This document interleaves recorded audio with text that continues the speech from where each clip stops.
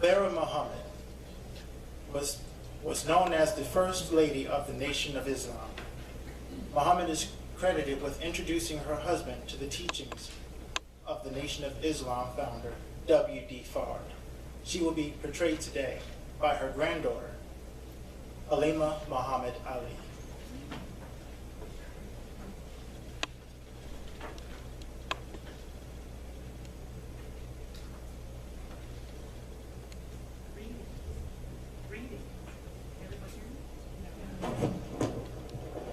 Greetings. Greetings. And peace be unto you. Assalamu alaikum. My name is Clara, born Clara Evans. Before my time, in the early 1800s, there was a slave named Julia. Okay, can everyone? I'm sorry. There was a slave named Julia in the 1800s who looked at her slave master and she said, "You look like God in the face, but you're the devil in your soul." How about, that was the first time that was said to us, it was documented and known, that a slave told the master that you was the devil. Well, later on, in the latter part of the 1800s, 1897, my husband Elijah Poole was born. I was born in 1899. My parents, Evans, Waters and Mary Lou Evans, in Cordell, Georgia. I knew something was going to happen special in my life. I just didn't know how and what. So one day I went to the fair in Cordell with my girlfriend. While we were there enjoying the festivities, we decided to get our fortunes told. So when I went in to get my fortune told, the lady said, "Clara, you're going to marry a little red man, and he's going to be very famous." I laughed at her. I said, "A little red man, okay." So it was funny to me. But a few years later, comes a handsome man, young man, and he came, but he was a poor man. My father was a sharecropper who had a little property and some horses. And he did not want me to marry that poor boy named Elijah Poole. But there was something special about Elijah. And I couldn't resist his loving heart and his wonderful spirit. And his focus was so different from the other boys. So at 17, he came and he put me in the wagon and stole me away. We got married. We eloped because we knew that Mom and Dad wasn't having it. So we got married and we moved on, started our family, and in the Great Migration, we moved to Detroit. While I was there in Detroit, about 5 or 6 children later, I was out in my yard and hanging up the clothes on the line, and my neighbor and I would talk often. So we talked about a man saying that he was going to take everybody back to Africa, and I said, "I'm going." I was fed up with the Jim Crow and fed up with the KKK, just killing my people. And I knew my husband had a passion to do something about it, and I had the same passion. So, didn't make it to Mr. Garvey's meeting, but I sure did try. But God wanted me to do something a little different.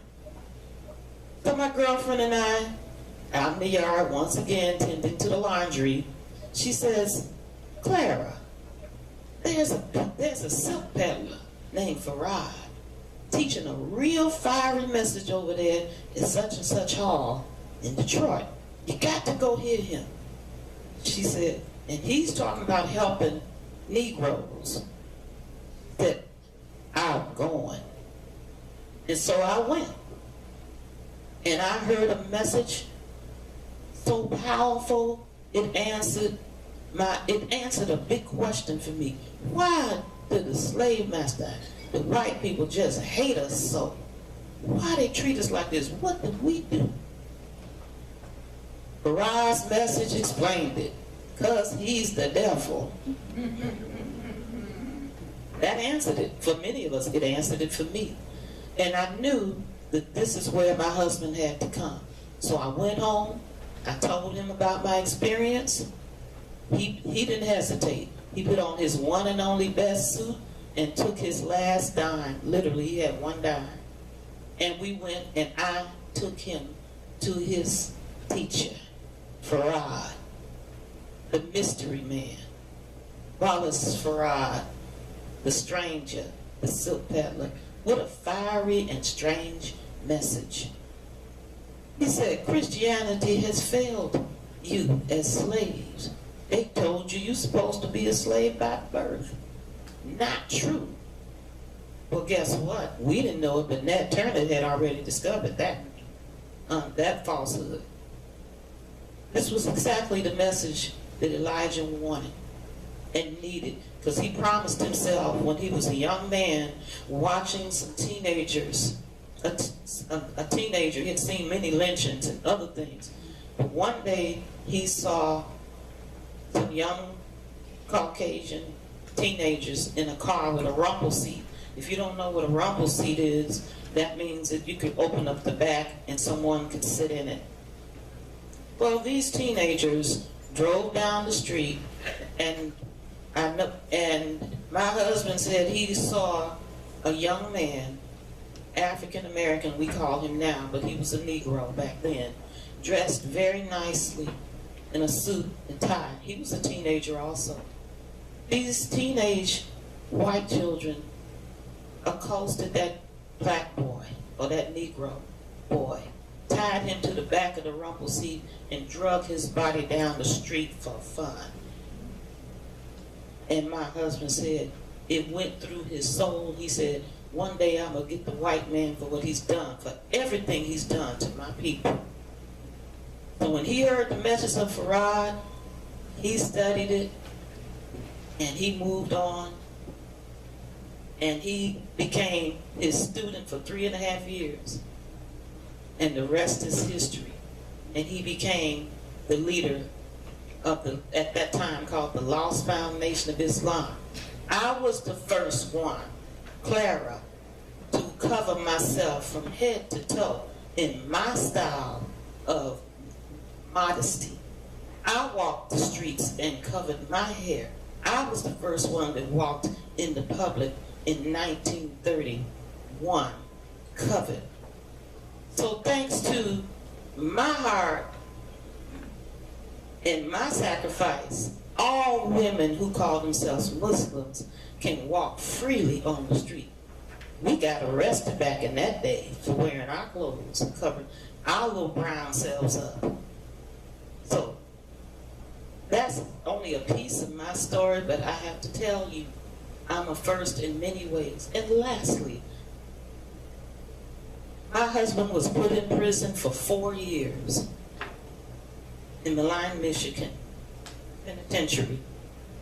While he was there, they gave him the job of keeping order with the black prisoners, and he was allowed to be the first Muslim clergy in the prison system.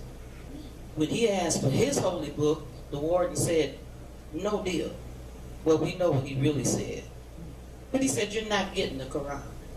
So I said, I don't talk much, I thought. And I said, well, let me go home and write it down. So I copied all the chapters, and all my sister friends helped me. And so back in those early days, the Quran was put in there by me and my good friends. And to this day, everybody can be grateful for the opportunity to teach Islam in the prison and read the Quran, the holy book, because I took him to his teacher. Thank you.